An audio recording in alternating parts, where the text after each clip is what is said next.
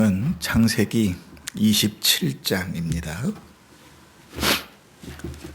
15절로 24절까지 창세기 27장 15절로 24절까지 제가 봉독합니다.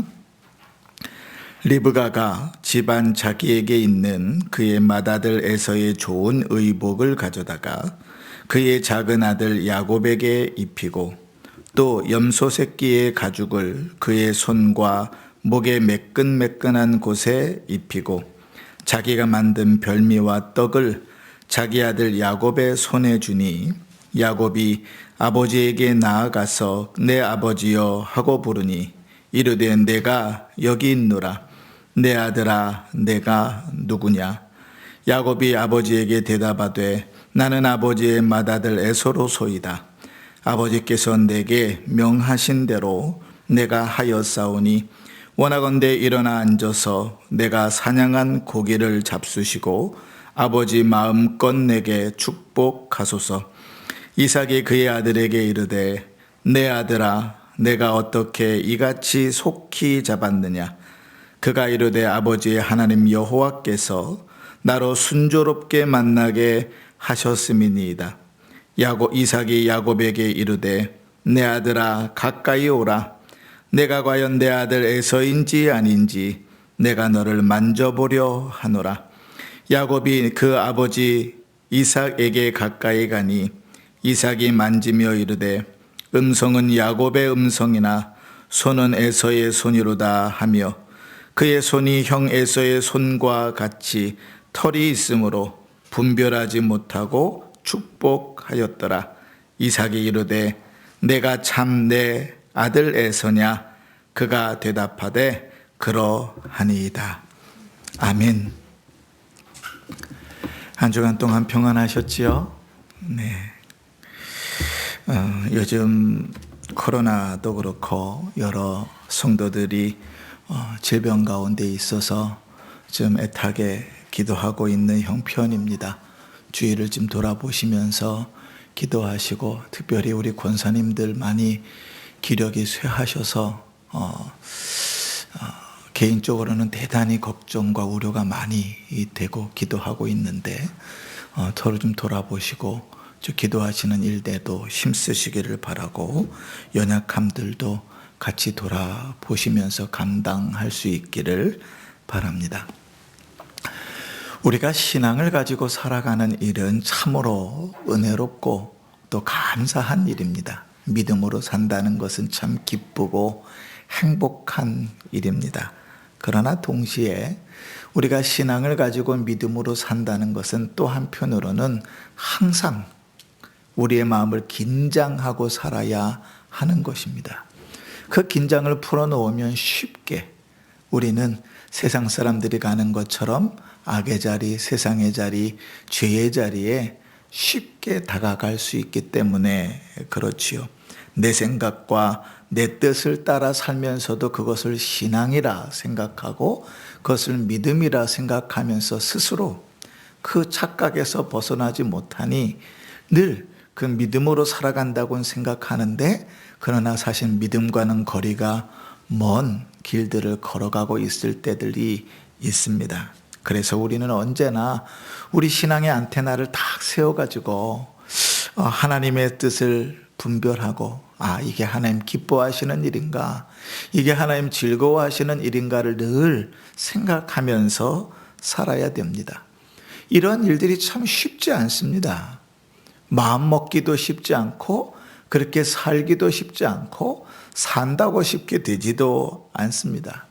그러나 우리에 앞서 그런 경험을 가졌던 베드로 사도는 주님께서 야 정신을 차려라, 기도해라, 깨어라 그런 말씀들을 다 들었음에도 불구하고 그 말씀들은 무시했지요. 주님 제가 주님 얼마나 사랑하는데요. 주님 사랑하는 마음이 이렇게 큰데요. 내가 주님을 끝까지 따를 것인데요. 그렇게 호언장담하다가 와르르르 무너져 버렸던 신앙의 경험이 있습니다. 이 베드로 사도는 그래서 여러 성도들을 향하여 권면할 때 베드로전서에 근신하라, 깨어라 이렇게 말씀하는 거지요. 근신하라 깨어라. 근신하라 하는 말은 정신을 바짝 차리라는 말이에요. 정신을 바짝 차리라 깨어라 하는 말은 잠자지 말고 깨어 있으라는 말이지요. 우리 신앙의 삶들이 그렇게 사는 겁니다. 그러니까 믿음으로 산다는 일이 참 넉넉지 않지요. 그런데 우리가 그렇게 하나님께 안테나를 세우고 믿음으로 살려고 민감하게 살아가다가 보면 하나님께서 우리에게 행하시는 그 은혜의 모습들을 볼 수 있게 됩니다. 그 은혜를 하나님께서 계속 부어주심에도 불구하고 그것을 다 무시해버리고 죄의 길로 걸어갈 때가 있고, 또 때로는 은혜를 부어주시는 것을 보고 깨달아 돌아올 때도 있게 되는 것이지요. 영적으로 깨어있을 때 하나님의 은혜가 보이는 것입니다. 하나님은 우리가 죄를 향하여 그대로 걸어가도록 그냥 놔두지 않습니다. 여러 가지 방법을 통하여 우리를 그 길에서 돌아오도록 하시죠. 그런데 우리가 영적으로 무디어져 있으면 그런 것들을 깨닫지 못하는 것입니다. 영적으로 민감해 있지 않는 자는 하나님의 일하심을 인정할 수도 없고 알 수도 없지만, 하나님은 그럼에도 불구하고 우리를 그냥 그대로 가도록 방관하지 않으신다는 사실이지요. 오늘 우리가 읽은 본문은 드디어 이제 야곱이 에서가 받을 축복의 내용들을 빼앗는 장면입니다. 그 모든 일의 계획을 누가 했는가? 그 엄마가 했습니다. 엄마 리브가가 철저한 준비를 했고, 저주까지도 내가 다 받겠다. 그러니 너는 내가 시키는 대로만 해라. 얼핏 보면 대단한 사랑 같지만 자식을 사지로 몰아넣는 일이지요. 이 세상에 어떤 부모가 자식이 받을 저주라도 내가 받겠다 하지 않는 부모가 어디 있겠어요. 우리 은서가 코로나 걸려가지고 막 아파서 막 힘들어 하니까 그 성화 형제가 아빠가 그 애를 보면서 그냥 아이고 내가 대신 아팠으면 좋겠다. 그 어떤 부모가 그런 생각 안 하겠어요. 모든 부모가 그런 생각을 하지요. 제가 그래서 그랬습니다. 아하, 아빠가 돼가고 있는 과정이다. 그런데 그 방향이 잘못됐단 말이지요. 믿음으로 살려고, 제대로 살려고 그 길에 걸어가는 저주와 어려움은 내가 다 당하겠다 이런 일이 아니고, 아버지를 속이고 거짓을 행하면서 형이 받아야 될 축복을 빼앗아 갖는 일에 받을 저주는 내가 받을 테니 너는 실행만 해라. 순종만 해라. 자식을 사지로 몰아넣는 일이지요. 그런데 이렇게 리브가가 철저히 준비하고 저주까지도 자기에게 들리는 그런 모습 속에서 야곱은 그 엄마를 믿고 그 리브가의 모든 계획을 실천합니다. 그 죄의 길로, 그 잘못된 길로 걸어가게 되는 것이죠. 리브가가 음식을 만들고 또 가짜 피부를 야곱의 몸에다가 입히고, 심지어는 그가 잘 준비해 두었던 형 에서의 옷까지 다 입혀서 준비하고 딱 들여 보내는 것이죠. 이렇게 보면 리브가의 아들은 야곱이지 에서는 아니었던 거예요. 모든 일이 순조롭게 진행되는 것 같은 때에 하나님은 그가 멈출 수 있는 3번의 은혜를 그에게 베푸십니다. 야곱이 그 죄악의 길을 걸어가는 그 길을 멈출 수 있는 3번의 은혜를 베푸십니다. 첫 번째 은혜가 무엇인가 하면 18절입니다. 같이 읽어볼까요? 18절입니다. 시작.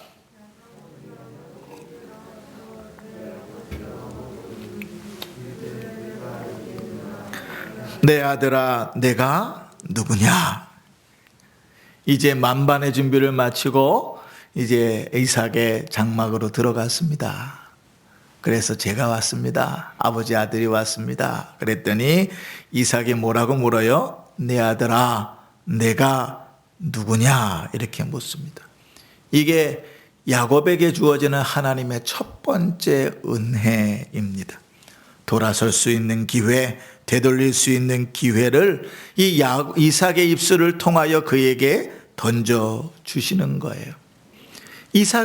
야곱은 그런데 그 기회를 걷어차 버립니다. 뭐라 그러지요? 19절에 보면 야곱이 아버지에게 대답하되 나는 아버지의 맏아들 에서로소이다. 거짓말을 해버립니다. 아주 그 거짓말이 쉽게 잘 먹힌 듯 합니다. 그지요? 아마도 이삭은 이렇게 생각했을 거예요. 이제 아들 에서가 들어와서 이제 아버지 제가 왔습니다 이렇게 얘기하는데 목소리를 들으니까 눈은 잘 안 보이잖아요. 눈은 잘 안 보이니까 목소리를 들으니 이거는 야곱 목소리인데, 그죠? 그런데 누구하고만 얘기했어요? 에서만 따로 불러서 둘이 조용히 얘기했단 말이에요. 내가 너에게 축복할 터이니 너가 가지고 사냥해서 내가 좋아하는 음식을 만들어 갖고 와라. 그럼 내가 그 음식을 먹고 너에게 축복하겠다. 에서하고만 둘이 은밀히 나눈 이야기인데 야곱이 들어올 리가 없거든요. 그런데 목소리가 야곱의 목소리인 거예요. 그러니까 이삭이 묻습니다. 내 아들아 내가 누구냐. 그런데 여러분, 우리가 한 걸음 뒤로 물러나서 생각해 보면 하나님은 그 이삭의 음성을 통해서 야곱에게 돌아올 기회를 주시는 것이죠. 늦지 않았다. 지금이라도 아닙니다. 그리고 돌아가면 그 큰 어마어마한 죄에 발을 담그지 않을 수 있는 거지요. 그런데 야곱은 그것을 아주 유창한 거짓말로 넘겨버립니다. 그럼에도 불구하고 하나님은 포기하지 않으시는 거지요. 두 번째 기회가 이렇게 주어집니다. 20절입니다. 이삭이 그의 아들에게 이르되 내 아들아 내가 어떻게 이같이 속히 잡았느냐 이렇게 묻는 거예요. 생각해 보니까요 너무 빨리 왔단 말이지요. 그죠? 밖에 나가서 사냥을 하려면 사냥 도구들도 챙겨야 될 것이고, 이제 사냥 도구를 챙겨서 밖에 나가서 사냥을 해가지고 사냥한 고기를 잡았다가 할지라도 그것을 가지고 이제 요리를 하려면 불도 피워야 되고 재물을 잡기도 해야 되고 과정들이 많은데 생각보다 시간이 빨리 걸린 거예요. 이삭이 생각하기에는 시간이 너무 빨랐다고 생각한 거지요. 그도 그럴 것이 한번 생각해 보세요. 이제 에서가 혼자 다 해야 되는 일 아닙니까? 혼자 나가서 사냥하고 혼자 나가서 잡아갖고 와서 혼자 나가서 음식을 만들 준비를 하고 혼자 음식을 만들고 혼자 준비해갖고 와야 되는 그 일을 야곱은 어떻게 했습니까? 야곱과 리브가가 서로 나누어서 했거든요. 이 리브가가 이제 음식을 만들 준비를 하고 있는 동안에 야곱은 가서 이제 짐승을 잡아다가 가지고 왔고, 그러니 더 빨리 그 일들이 진행될 수 있었지요. 그런데 야곱조차도 그런 시간의 생각을, 리브가조차도 그런 생각까지는 못했던 거예요. 이제 이삭이 묻습니다. 야, 어떻게 이렇게 빨리 음식을 준비할 수 있었냐? 이렇게 묻는 거지요. 야곱의 입장에서는 다시 한번 만나는 난관이고 큰 어려움이지요. 그러나 하나님의 입장에서는 야곱에게 허락하시는 두 번째 은혜입니다. 기회를 또한 두 번째 주시는 거지요. 지금이라도 늦지 않았다. 돌아가면 된다. 그렇죠? 근데 야곱이 이렇게 대답합니다. 그가 이르되 20절입니다. 아버지의 하나님 여호와께서 나로 순조롭게 만나게 하셨음이니이다. 지금 누구를 팔고 있죠? 하나님을 팔고 있습니다. 자기의 거짓을 정당하기 위해서 하나님을 팔고 신앙을 팔고 있습니다. 여러분, 거짓이라는 것은, 죄라는 것은 그만큼만 머물러 있지는 않습니다. 시간이 지날수록 점점 더 덩치가 커집니다. 처음에 그 죄 가운데서 내가 잘못한 것을 깨닫고 무릎을 꿇을 때는 쉽습니다. 그러나 점점 그 덩치가 커지면 그것을 감당하기는 참 어렵습니다.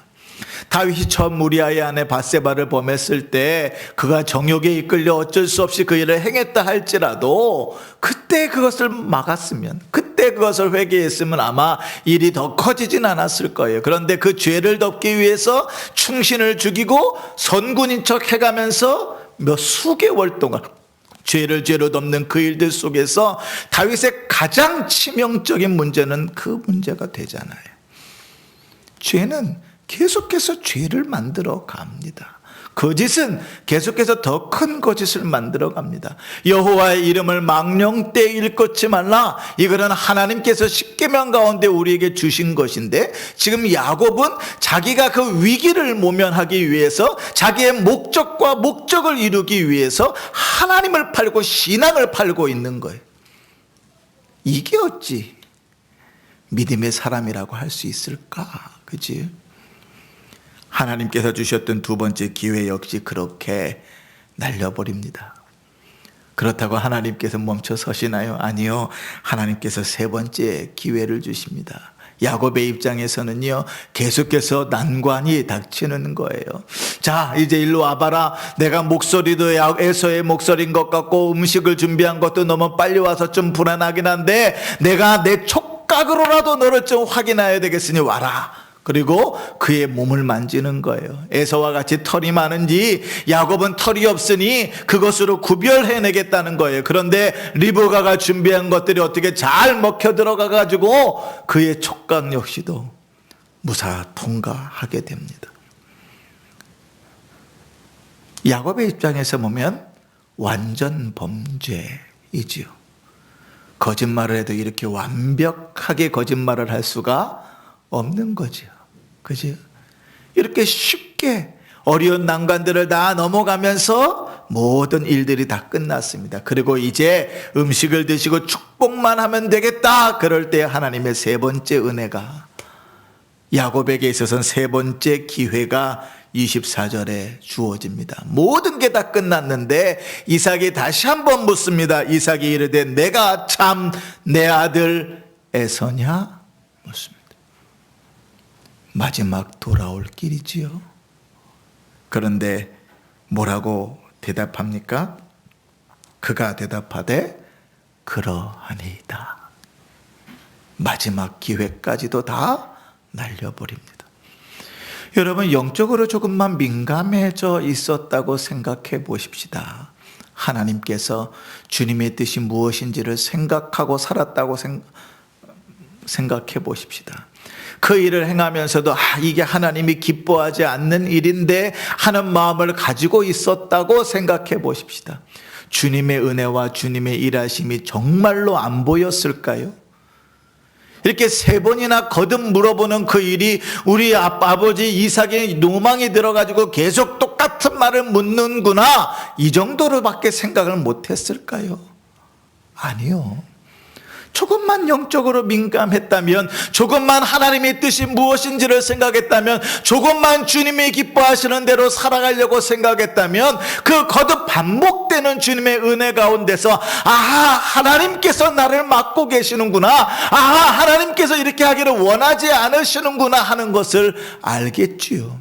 비록 그 마음은, 그 어머니 리브가를 따라서 비록 그 마음은 그 모든 일들을 다 범해버렸을지라도 마음으로는 그것을 삶으로 옮겨 그 죄악의 길로 들어서지는 않았을 겁니다. 그런데 이 야곱은 이 세 가지의 기회를, 세 번의 기회를 놓쳐버립니다. 죄를 짓는 야곱의 입장에서는 세 번의 아주 중요한 위기를 잘 넘긴 거짓말이었다, 이렇게 평가될 수는 있어도, 은혜를 베풀고자 하는 하나님의 입장에서는 세 번이나 기회를 주셨는데 그 기회를 얻지 못했던 안타까움으로 남게 되는 것입니다. 하나님은 끝까지 야곱이 그 죄악에서 돌아오기를 기다리셨고 바라셨는데, 하나님의 큰 뜻에서 보면 그 야곱의 그런 죄악되고 거짓된 일들이 주님께서 그를 이끌어가고자 하는 일들에 아무런 영향을 미치지 않는데도 불구하고 그는 그 욕심에, 그 죄악 때문에 그 길을 걸어가게 되는 것입니다. 사랑하는 성도 여러분, 하나님은 언제나 그렇게 일하십니다. 제가 몇 가지 예를 좀 들어보겠습니다. 우리가 성경에 제일 먼저 나오는 살인사건인 가인과 아벨의 사건을 알지요. 아벨을 향한 분노가 얼마나 컸던지 가인이 아벨을 죽이겠다고 막 난리를 치잖아요. 그 마음속에서부터 그 분노를 참지 못해 합니다. 그때 하나님께서 그 가인에게 나타나셔서 이렇게 말씀하십니다. 죄가 너를 원하나 너는 죄를 다스릴지니라, 이렇게 말합니다. 네 안에 죄를 짓고자 하는 그 마음이 있으나 너는 그것을 다스리라, 그러고 그를 붙듭니다. 그러나 가인은 어떡하지요? 주님의 말씀이 무엇이든지 관계없이 자기의 분냄을 따라 자기의 일을 행하고 말지요. 자기 동생 아벨을 죽이는 인류 최초의 살인자가 됩니다. 여러분, 주님께서 뽑으셨던 12명의 제자 중에 가룟 유다가 있다는 사실을 아시잖아요. 어쩌면 주님께서는 그를 뽑으실 때부터 그가 자기를 팔지 아셨을지 모르겠습니다. 그러나 주님께서는 그 유다를 끝까지 사랑하십니다. 그가 이미 대제사장들과 합의하고 예수를 팔기로 결정하고 돈을 받고 언제 팔아야 될지를 궁리하고 있는 줄을 다 알고 계시면서도 주님은 그에게 3번의 기회를 주십니다. 마태복음 26장 21절에 보면 이제 최후의 만찬을 하기 전에 함께 식사를 하는 중에 예수님 이렇게 말씀하십니다. 내가 진실로 너희에게 이르노니 너희 중에 한 사람이 나를 팔리라 하시니. 12명의 제자들이 모여 있으나 누구는 마음이 뜨끔했을까요? 팔려고 이미 계획을 짠 유다는 뜨끔했을 것입니다. 주님의 배려지요. 그 일을 돌이키게 하기 위한 주님의 배려입니다. 그럼에도 유다는 반응하지 않습니다. 그러니 마태복음 26장 23절에 또 한 번 그렇게 얘기합니다. 나와 함께 그릇에 손을 넣는 그가 나를 팔리라. 아마 조금만 정신을 차리고 있었다면 누가 주님과 함께 그릇에 손을 놓고 있는지 다 보았을 거예요. 그러나 아무도 가룟 유다라고 생각하지 않습니다. 그런데 누구는 찔려요? 유다 자신은 찔리는 거예요. 그래서 그가 묻습니다. 주님, 저는 아니지요? 예수님께서 26장 25절에 이렇게 대답하십니다. 예수를 파는 그 유다가 대답하여 이르되 랍비여, 나는 아니지요? 대답하시되 내가 말하였도다 하시니라. 아멘. 주님은 유다에게조차도 3번의 기회를 주십니다.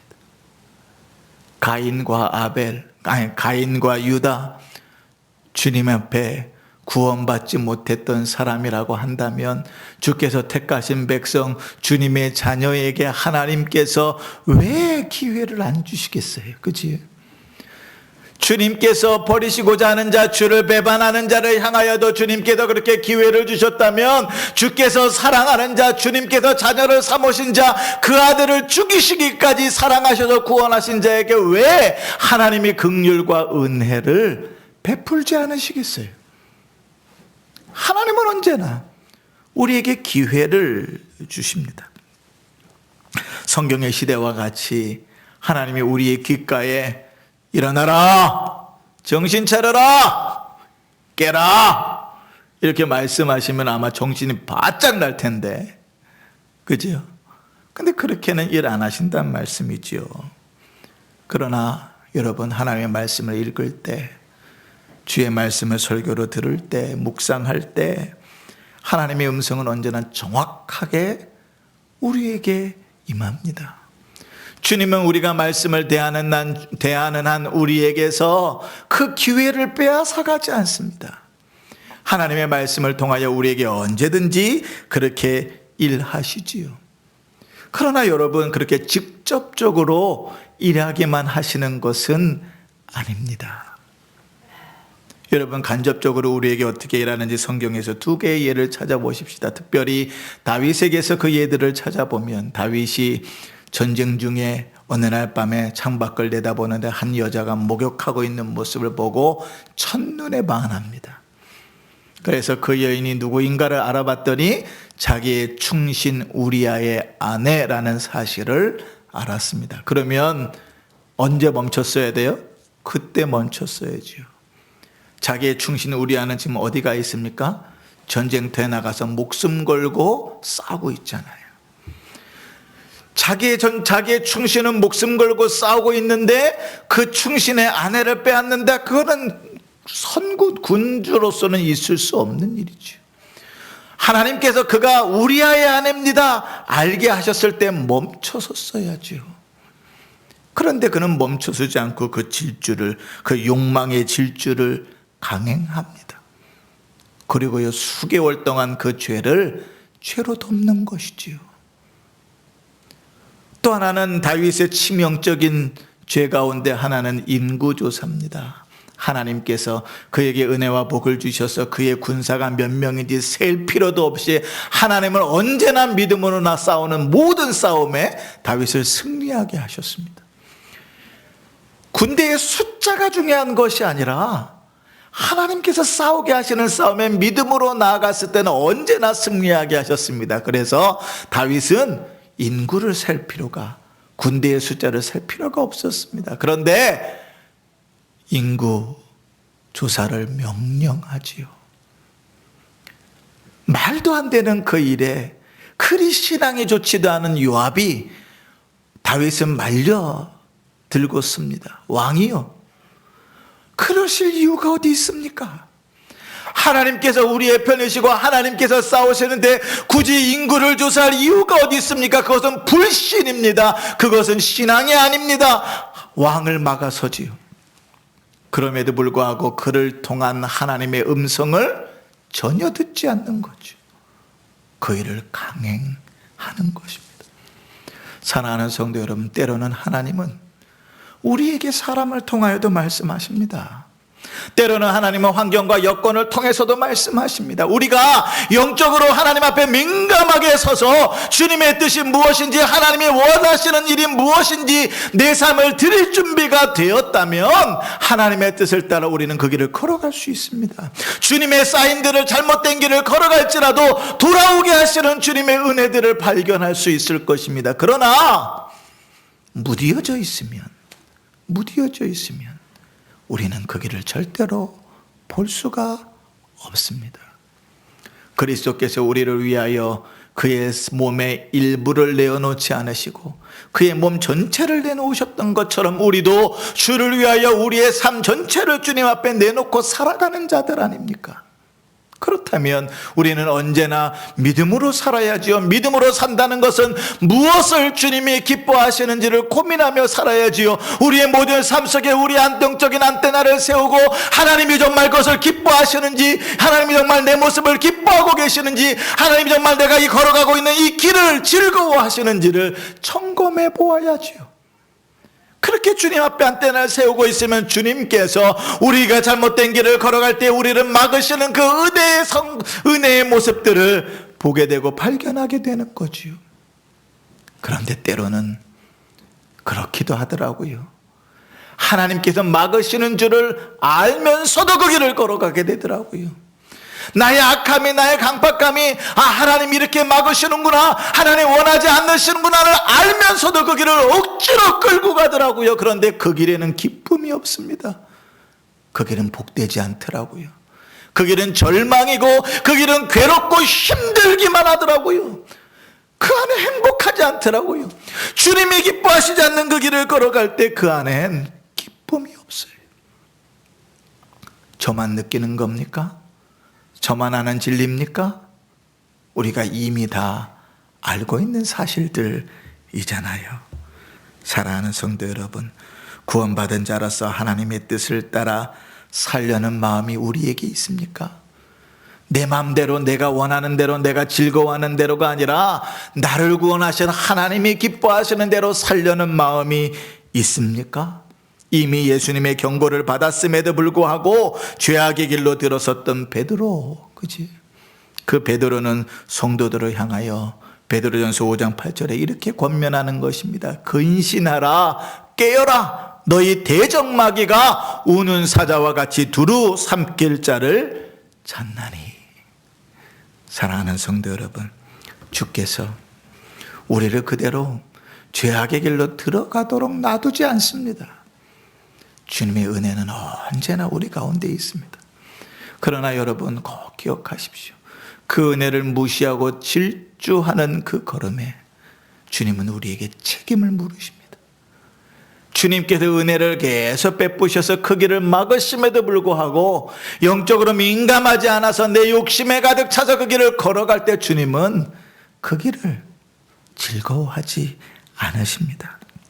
깨어있어 우리의 죄의 모습들을 볼 수 있기를 바라고, 영적으로 민감하여 우리가 걸어가는 길에 혹 주님께서 베푸시는 은혜들을 발견할 수 있기를 바랍니다.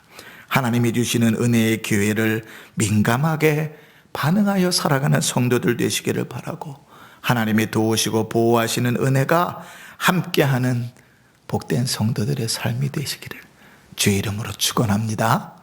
아멘.